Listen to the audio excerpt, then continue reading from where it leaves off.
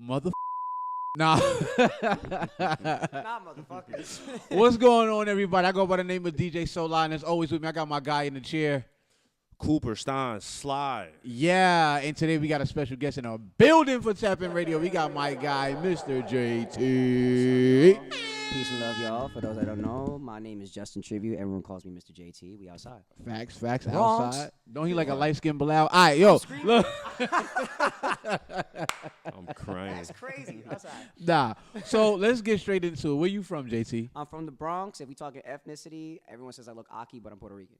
Hey, yo, you know what's crazy? I showed somebody a picture. I was like, yeah, that's who we got on. It was like, oh, okay, he's cute. Whatever. They was like, oh, he a little hungina. I'm like, no, he's not. he's Puerto Rican. He Boricua.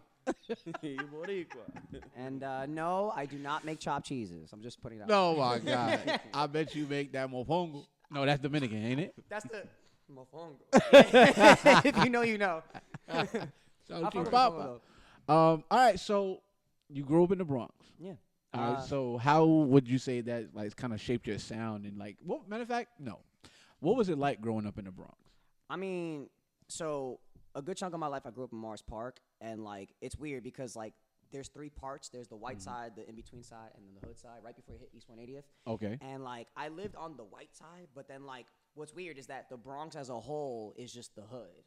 But, yeah. like that part was probably one of the nicer parts of like the Bronx or Yeah. whatever. So because it's going more towards like Baychester and then beyond, and then of course Okay. like, upstate.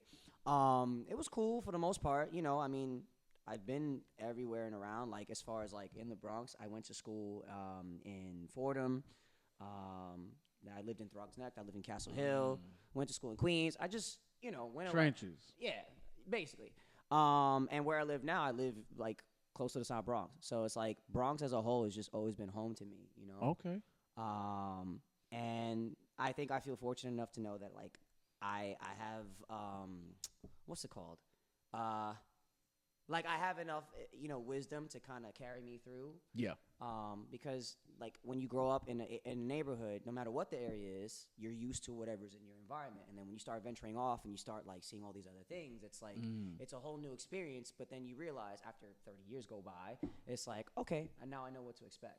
You know what I'm saying? Now I know how to maneuver through. Yeah, because in that aspect, like you move around a lot, so your world is bigger than somebody who just stayed in this one area of the Bronx. Which is crazy that you say that because like my world expands, but then like after you get to a certain point, it's like you go to all these areas and you're like, oh, it's not even that big of an area. It's like going to Times Square. It's like, oh, just one little space. Right, because when you're not in those spaces, like when you're like say growing up in I grew up in Queens and like. Going to Nike Town was my shit. Like, we used to go wait online for sneakers and shit. And it was like an adventure. You're like, oh, it's so big. But then you're like, oh, this shit, like, it's nothing really. Yeah. So the way I grew up, like, I lived my life. But I've always been a late bloomer with a lot of shit. So it's like I knew of a lot of things. And then as I gotten older, I didn't realize that a lot of, like, hip-hop based stuff or a lot of artistic stuff. And even before all the stuff that we know now, I didn't realize how connected so many things were until I really started to like study music. Okay. So how did you get into studying music? So fun fact: do you listen to house music? Absolutely, that's my shit. You ever heard of On the Loose? Don't think I have. I'm on the loose. On the lookout for your loving. It sound familiar? I'm about to look that shit up right now. Go ahead. There's that, and then there's also a song called "Once Is Enough." Okay. Once is enough to get By my who? heart broken. Once is enough. Those two songs are made by an artist named Jasmin, and that's my mom. No fucking way. Yeah. This was like late 80s, early 90s. She was trying to like do jazz, classical stuff or whatever, but with a lot of stuff going on in the music era. Whatever she was doing at that time, that was where the money was at. Okay. And weirdly enough, house music was kind of in its dying stages because my parents got married in like 1990, and I think that was like the fall. The people stopped listening to house music as much as before. And for whatever reason, something didn't work out for my mom. So she ended up like those were the two songs, and that was it. She was popping at the time for like colleges, like when she was going on tour and stuff like that. Yeah, that's fire. It was a time. I obviously wasn't there, but I think what ultimately stopped her was me and my sisters. So look, this is the joint right here.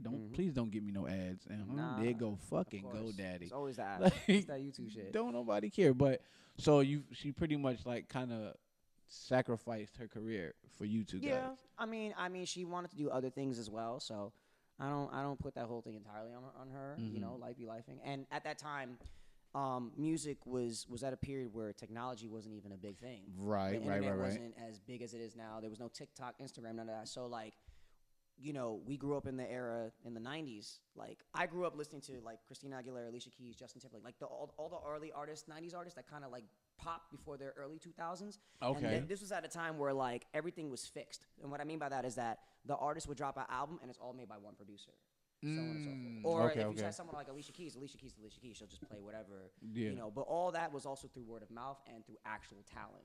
Right. You know what I'm saying? That's when they had the street team vans and all of that. Right. So A&Rs and labels put work into it. Basically. So I've learned this as I was growing up. I'm now 30. I've been singing since I was like 5, 6. Holy shit, that's fire. You know, naturally, no training or whatever. I mean, I've went to school and trained and everything, but I've always liked music. I've always liked singing. It was always cool. It was always fun, and just to do it. And like, it always made me feel good knowing that like I was able to put a smile on people's faces. That's tough. You know, it's like when you do something that you love and people like it, you're doing something right. Cool. Right. But like, people would glow, you know, in certain ways. And I always thought to myself, all right, I got something. I want to do something with this. And then as I gotten older, I just felt like I want to continue my mom's legacy. I actually want to pick up where she left off.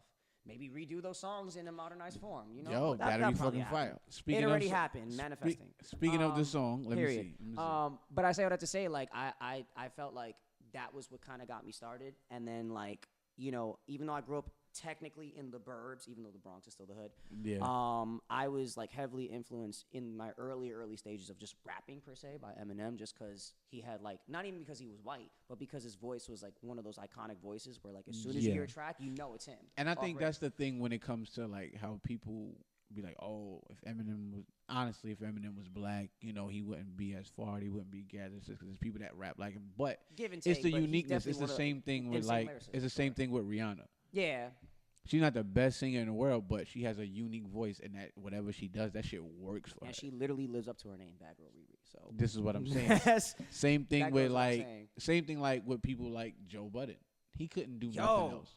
Could you imagine Joe Budden being your fucking customer service rep over the phone? No. Yes and no. Don't. Yes and no. No in general, because I don't want to think like that. But yes, because like it's actually possible. You get what I'm saying? Nah. La got a mean like Joe Budden impression. I'm fucking weak. I can't even fucking do You about to put that shit on? I'm put it this way. Yo, Joe Budden, I'm not gonna lie, bro. Slept on, man. That man don't get enough flowers rap-wise. That man, he was actually one of the first rappers that one of my guys used to put me on back in the day. You know, I was listening to Eminem and other artists, of course, but like, I'm a late bloomer with a lot of stuff with rap. But Joe Budden, when he started dropping new music, I was like, this motherfucker can rap. But yo, he been can rap. Like, not for nothing. Even though people are like, oh, it was a pop record. Nah. Pump it up. Or not even pump it up. On Fire, he was going crazy. Him and Busta Rhymes was fucking wild. And then he was on the fucking Up in the Club with Marcus Houston. Come on, knock it off. Joe Budden is that nigga. I didn't even realize. I've watched You Got Served mad times. Everybody knows it's a classic. We know that growing up. And that was the last song in the movie. They was battling it out, duking it out and shit. And it's like, I didn't realize that Joe Budden was the same guy making these pop-type records, right? And then when Mean Girls was like a popular movie, there was a scene where they went into a whole party, and you hear Joe Budden playing in the back. And I'm like... You hear Fire. Don't stop, won't stop, rocking to the rhythm. Yeah, but like, you just wouldn't expect things like that, because for me at least, as I didn't know much about the hip hop scene as much as other people did. Okay. So like, I watched movies, I've watched stuff, I've seen things, and again, I didn't connect the two because I grew up in the nice side of the area. I've seen ghetto shit. It's not like I was far off. Of course, you're in the Bronx. Yeah, the Bronx is the Bronx. But I say all that to say, like, my parents grew up in the projects. My pops lived in the Webster projects, and I'm not that far off from it. But where hood adjacent? No. I'm saying like where I live now is like not that far from where it was at. Okay. But when that was a thing back in the day, my parents, you know, they grew up how they grew up. And Right. The projects in general, just humble beginnings, no shade, no whatever. But they spent their whole lives making sure that my sisters and I didn't get to experience the same things that they did when they was kids. Right. So after X amount of time, they ended up getting a house, and I grew up in a house, and I was fortunate enough. I've lived in, areas where it was dirty, bummy, all this other stuff. I even lived in shelter-based apartments and all that stuff. So that's the ill part. That wasn't even until like later on in my life, in my mid-20s. I spent most of my 20s couch surfing and going from place to place because family stuff. Oh, you know how that goes. Artist shit, all of that. And it's a mix of so many things, from like just your insecurities to like as far as like who you are as a person to like you trying to do this music shit. And it's like your parents, even though they've had the experience, it's like they're still skeptical because they're just looking out for my well-being. Yeah, because a lot of the times, like, and they don't do it on purpose. It's just one of those things. Even though your mom can say she's different because she has a record. Right. She has records out, and I'm pretty sure people watching this that's heavy into house music like, oh shit, you know what I'm saying? But it's like other people around you can't see that far ahead, so they kind of put their insecurities and their fears onto you. Right. I mean, people be projecting that shit all the time. Anyway. Yeah, and it's like, how you mad at me because you never did some shit and I'm trying something. The weirdest shit is the people who do it the most are the people that are my age and older, and I'm just like, you're older than me. You're not even, and I'm not even trying to like, no, it's but fine. it's just like you have more life experience than I do, and it's like you're not but you're so disconnected from certain. Oh yeah, for sure. But then you got to think about like where they grew up. Like I can say that honestly, give and take. Yeah. My mom's generation was taught, go to school, get a good job, retire. Right. They wasn't really taught. And it's weird because you see it all the time. You see people growing up around us, like having all these things and like, oh, they come from my neighborhood. They're on TV. They doing this. They doing that. My mom's talented. She could draw. She do that. Like, my mother's really, really talented, but she never really, she was like, my mother just be doing shit because she could. That's how I be feeling sometimes. You know what I'm saying? When people be like, yo, JT, you use wallet. This is just normal day. This is Tuesday. But other people was like, what you doing that for? Oh, you like, and then you're trying to tell me about something that you actually never done yourself. So, respectfully, shut the fuck up. And like, for sure. Like we've been sold like BS a lot of the time. Just like the way we look at time, like minorities and such, like it's a commodity that we don't have a lot of. Like our view of it, it's like, yo, we don't have no time for nothing because we got to work 4 times as hard as the people that got time. And it's like when somebody passes that down to you and then you keep passing that down, that down, it turns into what you was just saying about like the people before you. It turns into culture. Right. Where it's like, yo, you not making money yet? Like, you 16. You should be in the workforce. When you say shit like that, the first thing I think of is just the economy itself. Well, I'm not even going to go into all that too much. But I will say this. No politics. We grew up before. I grew up in the era of where 9/11 hit, whatever. Back in those days, people would think that, like, especially for like a Hispanic family, like a stereotype, if you were 25 and had a job, had an apartment, had whatever, you're successful. Now, I'm 30, and I'm, like, way behind. Right, and then, but at the end of the day, like, yeah, that can be considered success, but also success for who? Because now you're just another wheel in the fucking whole thing. You're just another cog in the machine. That's what I mean about programming, bro. Yeah, so as things in life have gotten worse, if you know, inflation has gone up the roof, and like what used to be, what was the most expensive thing then is probably the cheapest thing now. You know what I'm saying? Whereas anywhere else you go, unless if you have supportive housing or if you're in places where you get like free shelter and shit like that, it's too expensive. New York is probably one of the most expensive places in the world as of today. Yeah. And so like I live in a studio apartment and I'm lucky. $200 to get here. No, I'm joking. I didn't. Low key, high key. That's literally how I pay right now. Like shit. I grew up. Again, I spent most of my 20s couch surfing, my fault, and it happens. It got to a certain point where I just got tired of like struggling. Because again, New York is so expensive. Yeah. But after I got supportive housing and everything, and things kind of worked out in my favor, I literally pay like a low income rent, on purpose, God willing, of course. Oh yeah, for sure. But yeah. Congrats too, man. Yeah. So. But now that means you can't get a job. I mean, because they're gonna take it away from you. For me, it's Nah, not I'm even fucking about getting a around. job or not getting a job. It's more so you want a job, but you also want time for your career, your music. So like me, Yes. it's hard for me to look Time. for a job because it's like I could work any job. If you don't give a shit, you can work any job. You can work at McDonald's, you can work at the corner store or whatever. do whatever you wanna But do. you're not gonna get enough money. So I'm at a point now where if I'm gonna get paid, I low key feel like all Americans should get $20 minimum wage. But then again, everything else will expand because that's just how inflation is. Yeah. But I want to have like a job where I can do what I do best, but it's actually generating like a fast-paced amount of income. Right. However you know fit with that, and then still have enough money and funds to save that, and then have time to actually work on my music. For sure. Yeah, but at the same time, it's one of those things where you're not going to be able to put 100% into both things. So if you want to be successful at music, stay doing what you're doing right now. Course. The way you got it structured, because not for nothing, even with my job, it's alleged security and everything like that, but at the drop of a hat, they could fire me tomorrow. Like if they really wanted to. If they really wanted to. Just because. And admittedly, sometimes I'd be on bullshit, but it's like, and I can't say nothing about it. I can't say nothing about it. But nah, facts. Who isn't? Who isn't? But, so we now all it's have like, moments where we on some bullshit, but yeah, still. it's like, I'm bare minimum it today. Yeah. Like, you know what I mean? It's whatever. But you can't do that all the time. But like, going back to what I was saying, it's just one of those things, man. Eventually, you're gonna be stressed out, and it's not even gonna be a thing that you can even put into your music. Yeah. Because now I went through this whole thing when I was like a functioning depressive person. I didn't even fucking know it. Like, I didn't understand why I'm at work, I'm running around, I'm laughing, I'm joking, and then I'm like, all right, when I get to the crib, I'm gonna make up these routines and I'm gonna do it. I got to the crib, I didn't want to do shit, bro. I didn't want to do fucking nothing. I didn't even want to get up. I didn't want to eat. I didn't want to do nothing. Weekends come around, yo, you want to pop out? Nah, nigga. Oh, I got this event. You want to teach this class? Nah, nigga. I don't want to do nothing. Fuck that.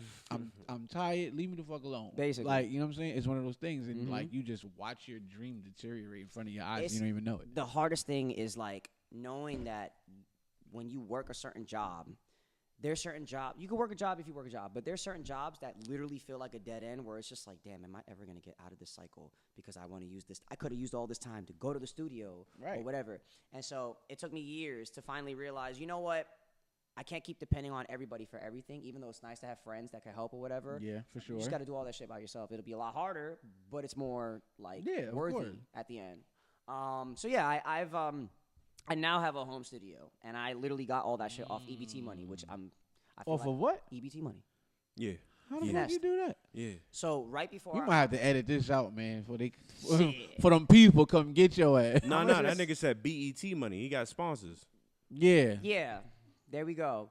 So when you go through a whole system, you get like cash assistance. You actually have to apply for certain things just so you can qualify to get the vouchers or whatever for the apartments or whatever. But before I even moved into my apartment, I was just getting cash assistance monthly. So like whatever amount, lump sum amount, it's just mine. All that, like I have the food stamps, but I also have the cash. And that cash to maneuver. It's just flat out mine. Once I got into the building, half of that went into the rent. Okay, so but then whatever was left, it just it spreads in increments or whatever. So it's not one of them things like hey, this is allocated for this. You're like, yeah, sure, NPC, come on. Yeah, literally, as soon as I got my first like lump sum amount on a card, the first thing I got was a laptop. I'm like, all right, we gonna lock in. You need the laptop to search for more jobs. You just need all the essential items, and then of course after X amount of time, people help, but most of it was just through that. So yeah, I'm at a point now where like I'm so different now as an artist and as a person and as a songwriter since before then. I started writing music at 14. I started writing songs at 14, just singing or whatever. Do you remember your first song? Yeah, it's called Motivation. Really? Yeah. And I have an EP out called The Calm. It's on all streaming sites. It's 5 years old now. Yes, sir. So hey, go cop that. So I have two versions of Motivation, but it's in the same song where it's like a rap version. And then there's like this thing where I was like, hey, fun fact, I wrote this song like when I was 14, and I did like a little acapella segment at the end where it's like the original, and that was what it was inspired by. And funny enough, I was going through like the worst of the worst, and I literally almost died. Oh my God. At 14 because trauma, and everybody had moments where they wanted to cut the cord, So shit. Everybody had those moments. I'm pretty sure everybody's been through that at some point Human in their lives, shit. And if not, then you must be sane. I don't know. Nah. Anointed. But Human shit, dog. But through all that, I started writing. I literally didn't know what to do because I was feeling all these feelings at 14 years old. And I'm like, I need motivation. And next thing you know, I just wrote it. And then from then, I was like, all right, because I already knew I could sing, but I just didn't. I was more so into the arts of like poetry, you know, and shit like that. And then I realized, oh, if going back to what I was saying earlier, like me doing what I do and I put a smile on people's faces or that I affect people just by whatever I do, it means I'm doing something right. And it's like, what if I actually use my voice to utilize it through everything? So like being an artist means having your own voice. You know what I'm saying? Especially if you're an independent artist. If you're signed or whatever, cool. But I want everything to come from me. Okay. Otherwise, someone has to pay me just to have something written for me, because I'm not just gonna get on anything written if it's not fire. You know what I'm saying? Okay. So it's one of those things. So yeah, I was writing songs at 14, and I was like, okay, I'm getting the hang of this, cool, and I'm starting to like the fact that I feel like I could make hit songs. And then I started writing rap songs at 16. I was in high school. And these two friends, Matthew and Ryan, they go by M16 and Ra Mateo. Shout out to y'all. You started hanging out with the thugs. I'm weak. Don't do that. That's crazy. And even though they sold drugs, they showed their young brother love. That's crazy. And we was on high school together. Shout out to Tupac. Nah, that's funny though. That is funny though. Nah, I was so crazy. I was always a late bloomer with mad shit, but I knew of rap. I mean, of course, Eminem. And, of course, other artists that was popping up. I knew Snoop Dogg. Like the main ones that everyone knew that was on the radio. Okay. Popping. Cool. All right, cool. Once I got into high school, I went to Slyy Cooper's High School Music in the Bronx. And, it's a musical school. So what else is going to happen? Right. Motherfuckers going to break out into singing, dancing, rapping. Yeah, shit is like Fame in real life. I'm weak. Not so much Fame. It was literally a cross between being on the tables and shit. High School Musical and Degrassi. That was the high school. So y'all niggas was the hood Glee. Basically, it's funny. So in high school, like the school that I went to, you have 3 versions of being a musician. So you have the vocals, so you're in a choir. Yeah. And then if you play strings, you're in an orchestra. And then if you do any other instrument, you're in a band. So that's basically what it is. That's fire though. I like stuff like that. That's dope. Music, being that it's a music school, a big part of the requirement is doing music pieces and learning about it, and of course that's part of. Hold on, they was doing shit like that in the Bronx? Yeah, that was the first ever music school in the Bronx. We had LaGuardia, we had Talent Unlimited, and all that stuff. But I just you never had no shit like that. Yeah, and yes, they did. What are you talking about? LaGuardia. Yeah, but when I started going into high school, you didn't have. I'm fucking he like fuck the world. Me. I remember, like, there was a few times, like, I was a freshman and, like, just randomly you saw, like, people battling in the lunchrooms and stuff like that. That's when it got hype, and everyone was like, oh, Yeah, that's fine. I remember shit like that. Yeah, like, it got hype. And those two guys, they were, like, some of the few that were, like, even if they just didn't do anything else, they were, like, very, like, heavily hip-hop based. Okay. They would always write poems. They would always, they would always encourage me to just write, because they knew I was a good singer and they knew that I could write, but I didn't know how to put it together fully until I met them. You know? They literally, like, pushed me to start, like, really taking the lyrical side serious. And then going back to the whole thing with Eminem, where he has an iconic voice and everything, like, yeah, I can sing and do all that. But I feel like if I'm going to rap and my voice sounds like how I sound, I already think I stand out just because of that. And so, like, now the only thing left is just putting something together where, like, it's undeniable. Right. You can't stand out and be trash. Right. Well, you can, but integrity. Exactly. Like all in all, exactly. Integrity, artistic integrity. Right. So through all that, like, I'm grateful to them. I'm still in contact with Ra. He got a whole family, and love to him and everything. He went the gospel route and he did other things in his life. All right, Lecrae. I'm weak. That's not even Kurt.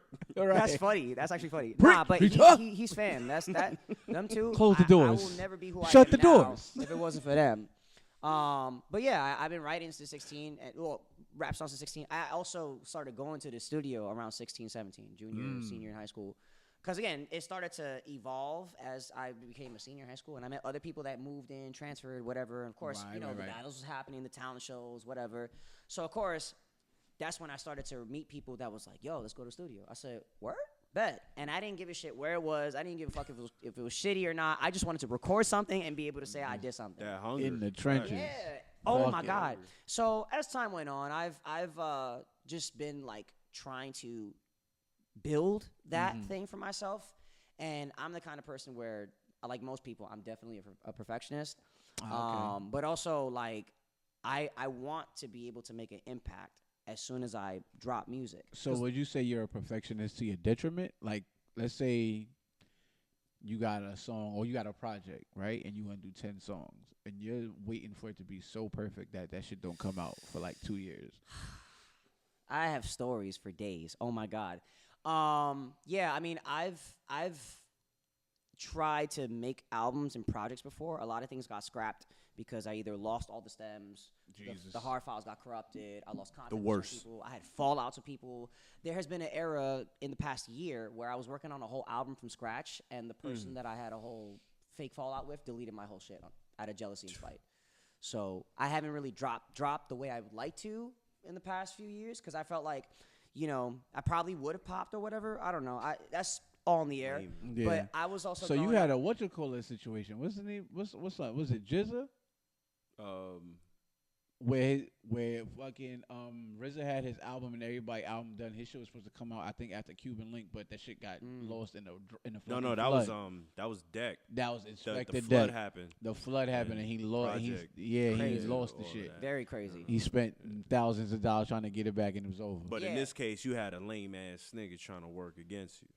Fucking pretty crazy. much. Well, they ended up being lame after disagreements and miscommunication. And the thing is too, like, in the early like 2000s going into the 10s, again, we were still in that era where it was more talent based than popularity based, right? And people just started coming out of nowhere just with songs. Either they got signed or they dropped something, and it's like an overnight thing. And so I always used to think in that mentality that if I drop a song and it's like the best thing ever, I want to make sure that that song sounds like, why is this not on the radio type shit? Yeah. Because I always thought every song I made to certain degrees would be like, this is the one. This is going to pop. This is the one. It's going to pop. This is the one. It's going to pop. And once it hit like 2017, that's when I started to like really solidify myself as an artist, you know, because anything before that was just phases me, like trying to like different things, working with people, whatever. But then 2017 to now, that's when I'm like, all right, I want to make my name. I want to make myself known. And through all that, I mean, it was an experience, of course. It was ups and downs. But when I started dropping those same songs that I thought were like the overnight sensations, I didn't know anything about marketing back in the day. And I'm still learning about that as we speak. It's just a forever ongoing learning thing for anybody that's trying to make. That market changes all the time. All the time. It's always forever. And then we was talking about earlier about Vine and TikTok and those other things.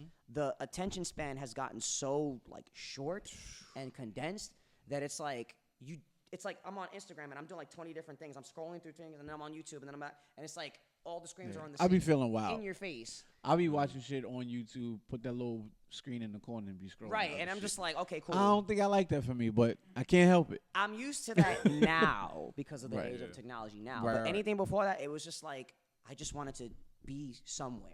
Right. And you know, up to this point, I was working on an album, and at that time, those were the songs that I thought were like the overnight sensations and whatever. And I felt so like hurt because like I was dropping the songs, and you know, I talked about it all the time, music, like how we always talk about music. And people that knew me, they're like, "Yo, JT, we want you to drop music, man. You that guy, you can sing." Da-da-da. Cool.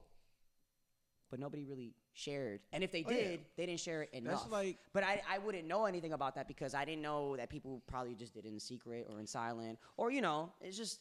I had that same realization when I was when I had my crew. Like, we would invite people to shows and shit, and then I just stopped doing it.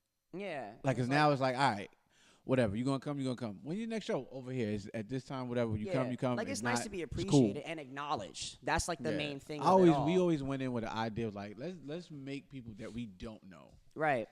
Like, love us. So, question. Could you say, like, yo, all the things that you have experienced, does that shape your sound? Because I was listening to Dead Man Walking, and that should go crazy. And I was listening to him like, this reminds me of something, but I can't put my finger, and then it hit me. Brown Sugar D'Angelo. Oh, my God. That's what that shit reminds me of. Wow. Yeah. I love you for that. And it was like, and it's not, of course, the D'Angelo's, it was mad low, and he telling the story, and it's like real vibey, but that's the thing. It reminds me of that era of music where it's R&B, but they got that hip hop spin on it, and it's like a cool bop. So it's funny that you say that. So this goes. Everything is like a freaking spider web in my life. There's like all these things that are connected to each other. We can tell. You already know. Oh my God, I'll be talking here for hours. I'm sorry. No, we love it because there's people that like word. Of course. So this is one of those stories in my life where Dead Man Walking is 8 years old before I dropped it. No shit. Yeah, I dropped a song called. Be like that. I dropped a song called Touchdown. Before I dropped it, 3 years old. There's like now I have shit where it's like I was working on shit when I was working on the album at the time. It was called Full Circle. This was before Dead Man Walking, and I was working on that was like my debut album. Now it's gonna be a future Drink Champs episode. That's all I'm gonna say. Hey, yeah, it's gonna come full circle. Thank you. Shout out to them. We gonna bleep that shit out because we ain't. No, I'm kidding. I'm screaming. Nah, but I say all that to say like I had a vision. I've always had a vision. I just want to make sure. Copy. My fault. I always had a vision. I'm weak. I've always had a vision to be something or to try to do something with myself. But then I also realized as I was getting older that like I look how I look. I don't look like. Well, what does that mean? You look how you look. What do you mean? That's the thing. I look how I look now, but I only built this off of my life experiences. Okay. Whereas I could look like any other person trying to make it. Yeah. That's kind of where I'm at right now with all these independent artists that look just like you. See how Glorilla used to look before she got money? Right. You know what I'm saying? But still cute. I love you, girl. But she's still shout out to Glo. You know what I'm saying? But she got a beautiful spurt. Oh my goodness. Yo. It's one of those things where people always used to tell me you have to have an image with your brand. And it's like I never cared about the look. I just cared about the talent, and I cared about the image. So unfortunately, that don't exist no more. No, of course. A lot of niggas back in the day was ugly. Even now, like we talked about. Remember Shabba Ranks, nigga? What? It's literally more about the visual. Craig's back, word. And it's weird. Niggas like was hit. I just saw this video on Instagram, like an algorithm thing, where like some guy was talking about like, yo, you don't need to drop these fucking videos. Like one artist spent like $2,000 on a music video. And he got pumped that he got only 500 views. And it's just like, why would you waste all that money on bad ROI? A nice-ass quality-ass video, regardless if the song is good or not, but you could just do it from the comfort of your own phone. Yeah. Our phone. For the free, for the cheap, whatever. Bro, let me tell you something. My phone right now, let me go to the camera settings and show you something. My camera settings on my phone right now is 4K 24 frames per second. Exactly. And this is the old iPhone. This ain't even the new one. So this is one of those, like, the quality just stood the test of time before Apple just kept regenerating crappy ass phones. Yeah, I'm still team Apple to some degree, but like they do that on purpose. Oh no, I hate it. It's trash. Yeah, I get it. But I say all that to say like, but I can still do mad shit with just this instead of for the free, spending compared to spending mad equipment and tech or whatever. Right. I think for me, I obviously want to get to that point, and I want to make movies, and I want to direct stuff. I want to make short films, and bro, they use Apple phones to make actual movies. Now, that's what I was about to say. So, artist Yeet? Everybody, he's like a more recent artist. He had a song with Drake and a couple other artists. He did a music video with Lyric Lemonade, Cole Bennett, and all that shit was shot on an iPhone. This is what I'm saying. Shot and edited, and the you video just need was somebody crazy. Who's nice with the camera. Like, as a matter of fact, my homeboy Will. Shout out to Will. Photo Takeover. He has this thing on TikTok and Instagram and all of that where he gives you tips and tricks on how to, not even tips and tricks, this is advice on how to do your thing with suggestions and all that when it comes to using your camera equipment. And one of the things he said was, you don't have to buy the most expensive equipment. You just got to learn how to use the shit that you have.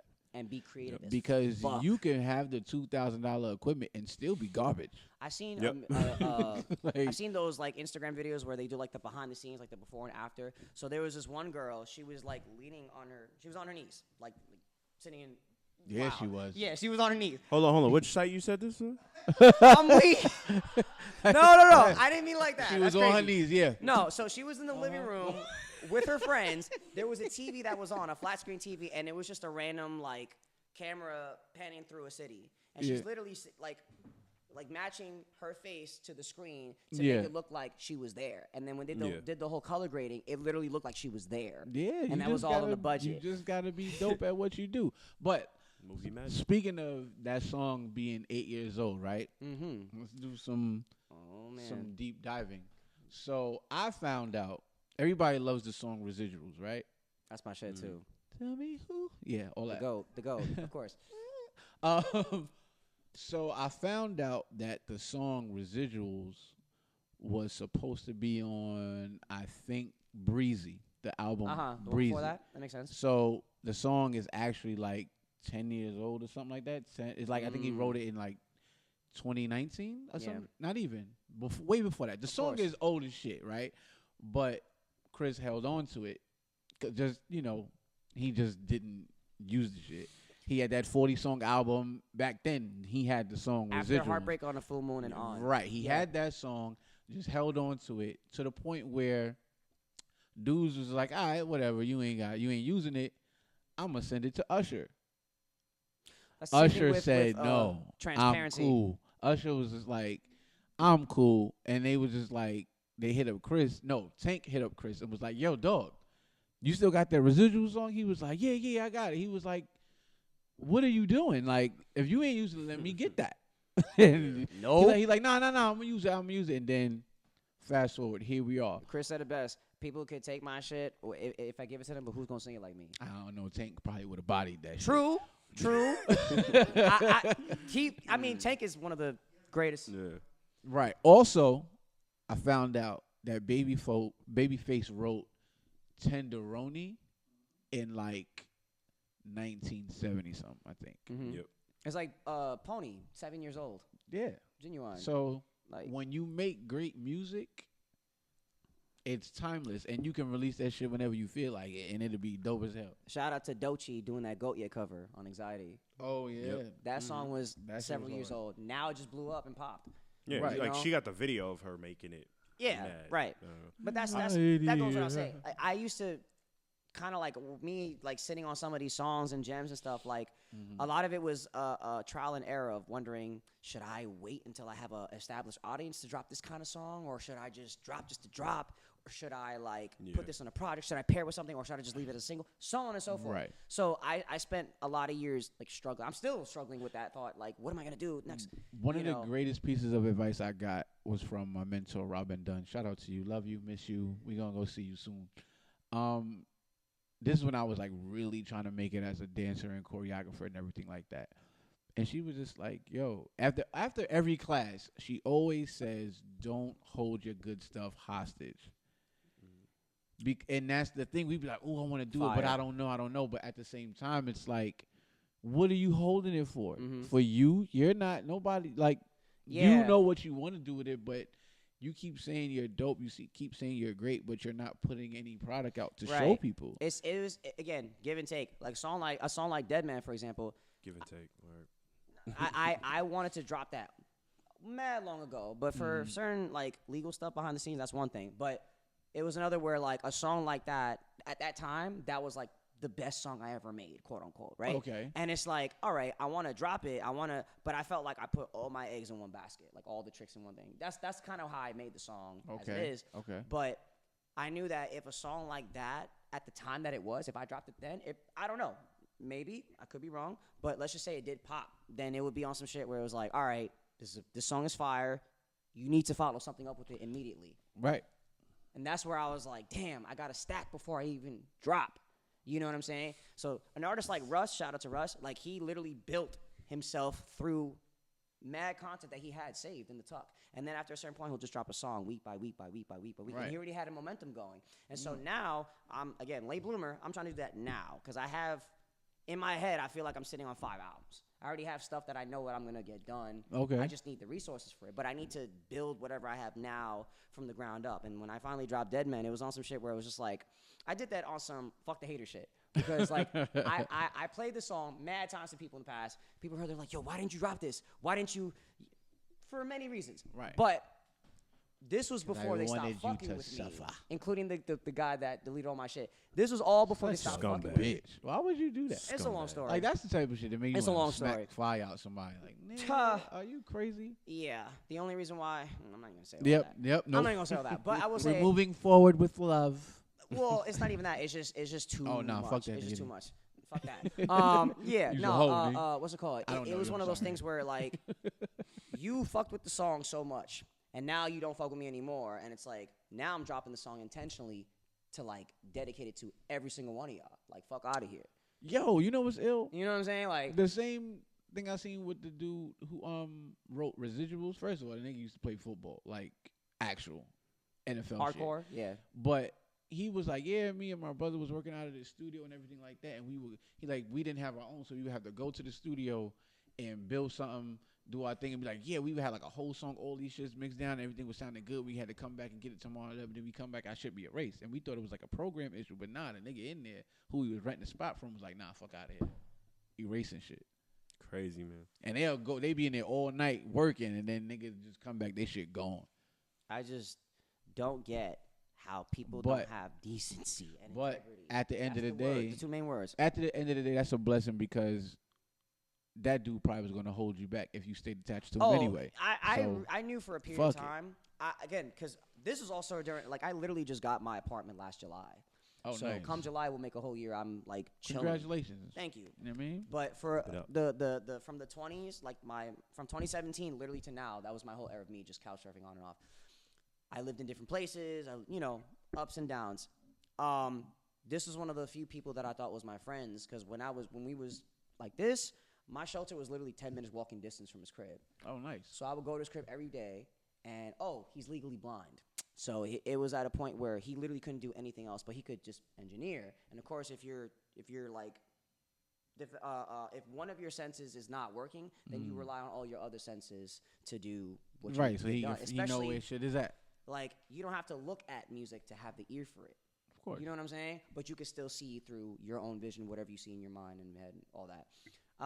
And so I wanted to build something from that. And it's just like, it's crazy. Like, to be where I'm at now I feel like I just kind of wiped myself clean, and now I'm just ready to just create.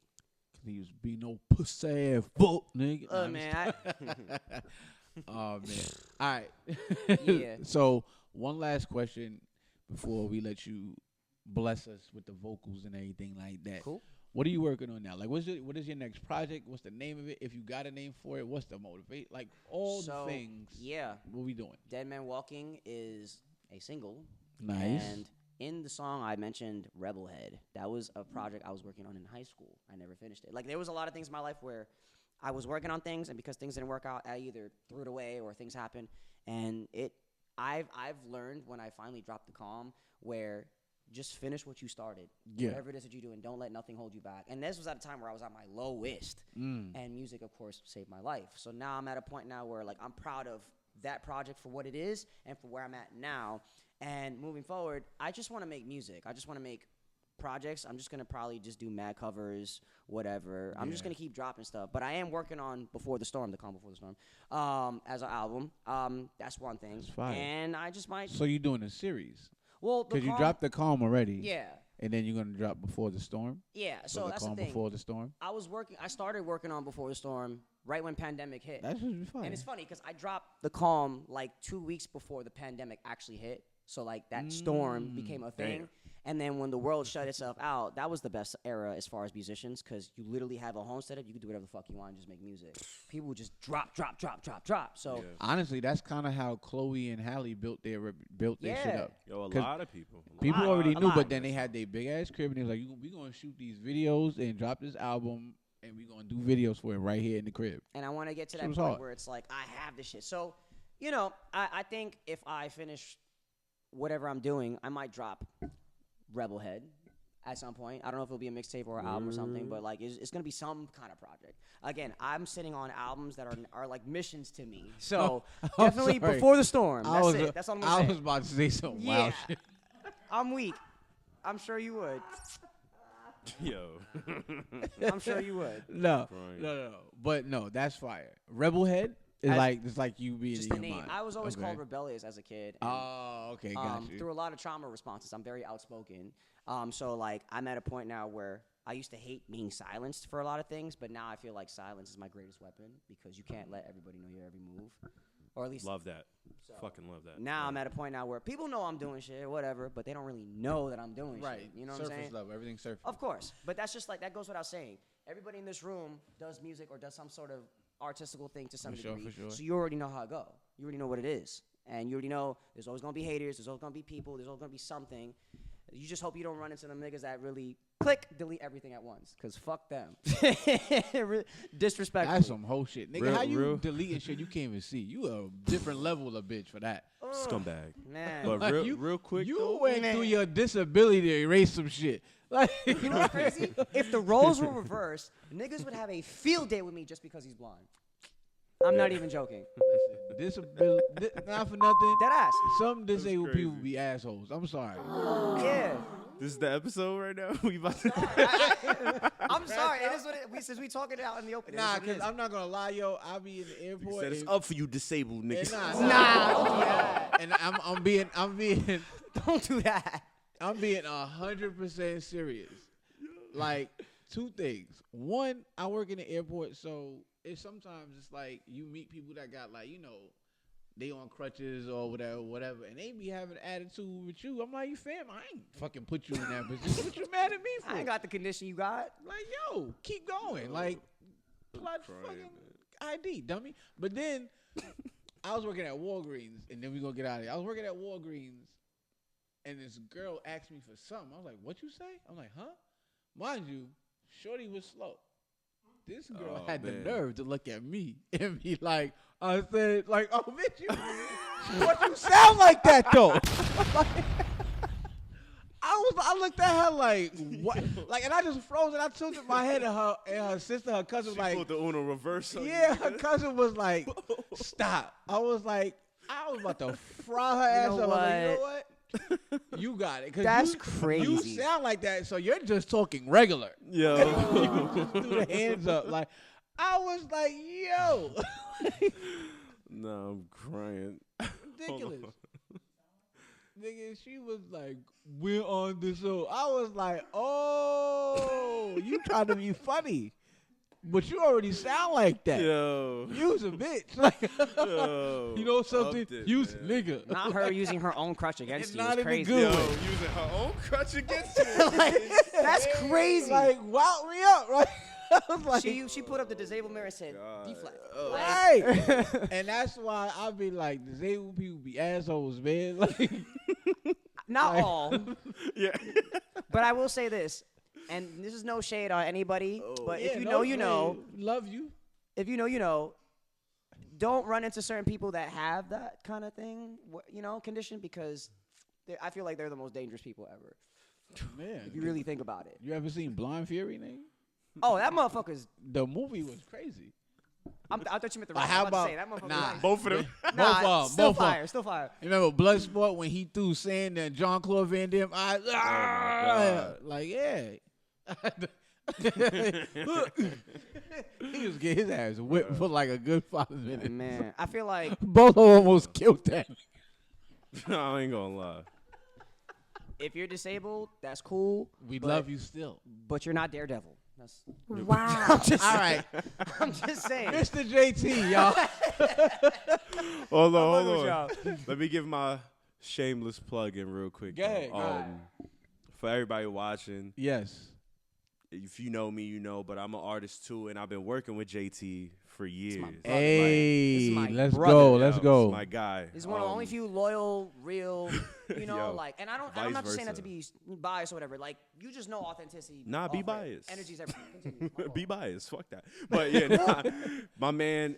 Early on, when I was performing, he put me on a lot of shows. Showcases. You Urban know, culture. We both If did you know, you know. showcases, and then talking about like the music that we hold on to and all of that. I just want to let you know, I ain't forget about the tracks we got.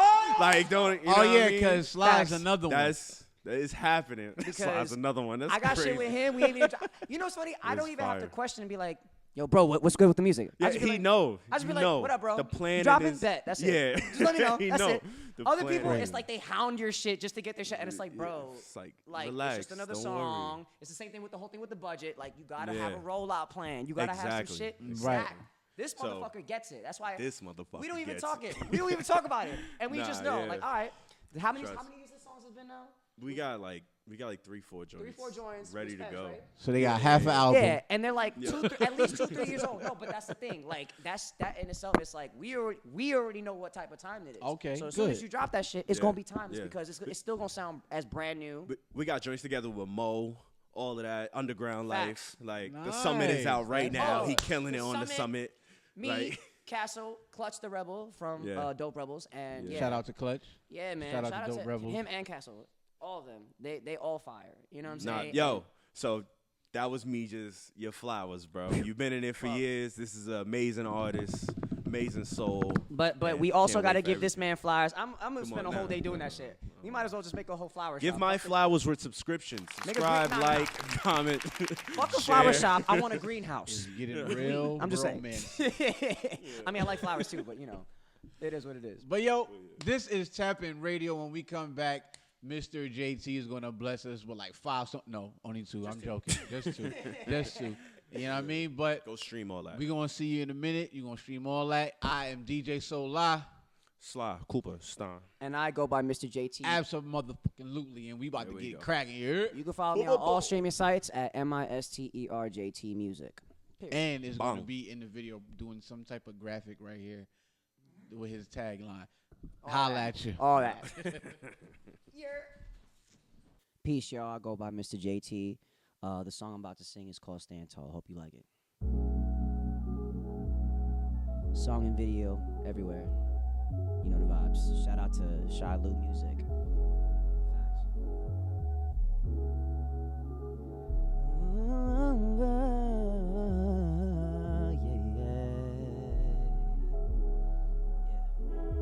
If you crawl before you walk, never run before you try to risk it all. I know that I gotta stand tall, otherwise I got my back against the wall. Put it on anything, energies, everything, everything, everything, everything. Yeah. One time for the go-getters, always think calm before the storm brings the cold weather. That goes for those who chose to play the role better. Being a decent person because they won't let up. Word of rose that are full of abundance and rage. They don't understand that I've been overcoming the phase. Sick of niggas getting cheaper by the dozen a day. Could give a fuck what they think. We ain't speaking future plans, I got nothing to say. I just let the music talk as I move minimal. Like a smooth criminal that is view critical. I don't do physicals lest I think your trial and errors are too clinical. Hit different like tambourine as a used principle. For splitting Adam like Eve as the new invincible. It's a cruel ritual. Leave a bunch of dudes astounded when the blood is moving. Nothing like the cool pinnacle. If you choose the universe is in the palm of my hands. I come manifest the way I try to honor my fans. I hope as strong as my plans. I'm focused to get it done and be closer to everyone I love as long as I can. Got a long road ahead and it's not getting smaller. Treat my music same way I treat my nieces like daughters. Full of peace and with honor. Counting sheep last competing for slaughter. I'm dreaming like I'm seeing Nirvana. If you crawl before you walk, never run before you try to risk it all. I know that I gotta stand tall, otherwise I got my back against the wall. Put it on anything. Energy is everything, everything, everything. Yeah, yeah, yeah, yeah, yeah, yeah, yeah. Right before you walk, I know, you know I gotta stand tall, against the wall, and I put it on everything. Energy is everything.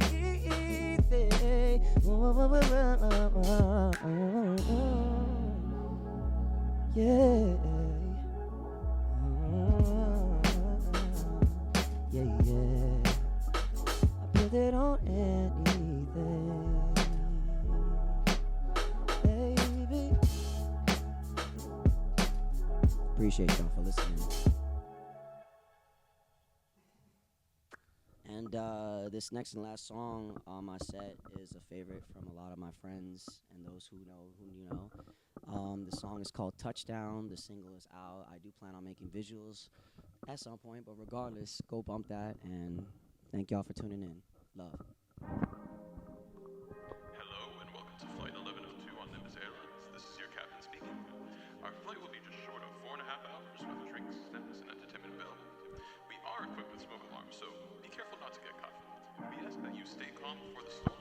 Thank you, and stay flying high.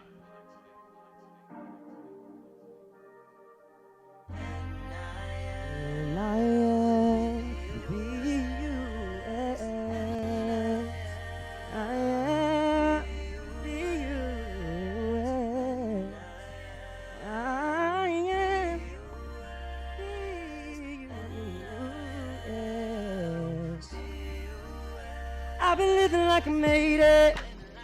Every day is a vacation to me, 'cause I've been on the way to greatness. Ain't no way that you can take it from me. I know the world is full of haters. I don't care if their perception is weak. It's why they aim in my direction. You gon' spin when I make that interception. Touchdown when I make a move. Bust down when I'm in the room. I could only come around when I'm in the mood. Live life like I'm in the suit. Yeah, yeah. At the end of the day, I'll be doing me. Ain't nobody gonna put it down like me. At the end of the day, I'll be doing me. Ain't nobody gonna put it down. Jumping out the window, energy in motion. Closest thing to heaven, looking like the ocean. Universal blessing, never miss a moment. Look into your soul and use it all around you. Pumping up the engine, only live and learn it. Working for a purpose, sticking to the strip like all of my workers within the cursive. Preaching my freedom like sermons. This is when you know won't belong to you. This is when you know exactly who you are. And you know how it'll take you far. So I will lose an opportunity to say I'm always living life. Yeah, yeah, yeah. Hey. I've been on the way to greatness.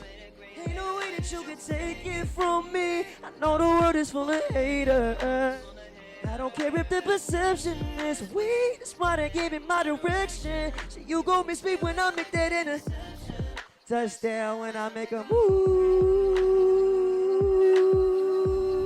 Bust down when I'm in the room.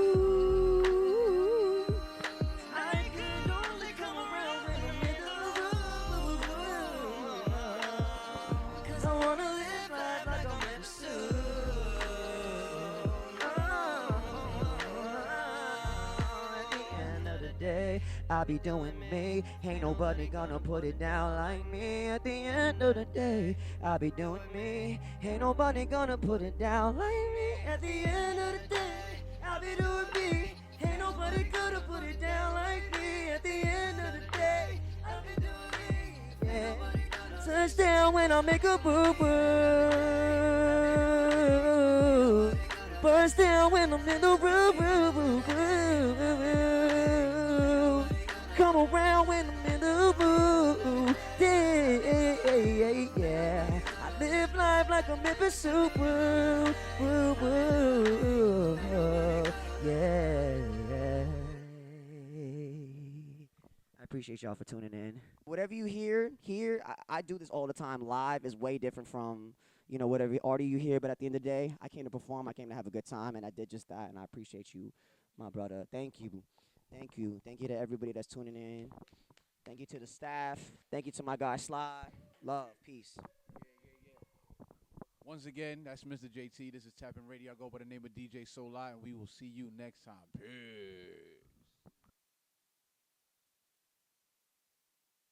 TapIn Radio.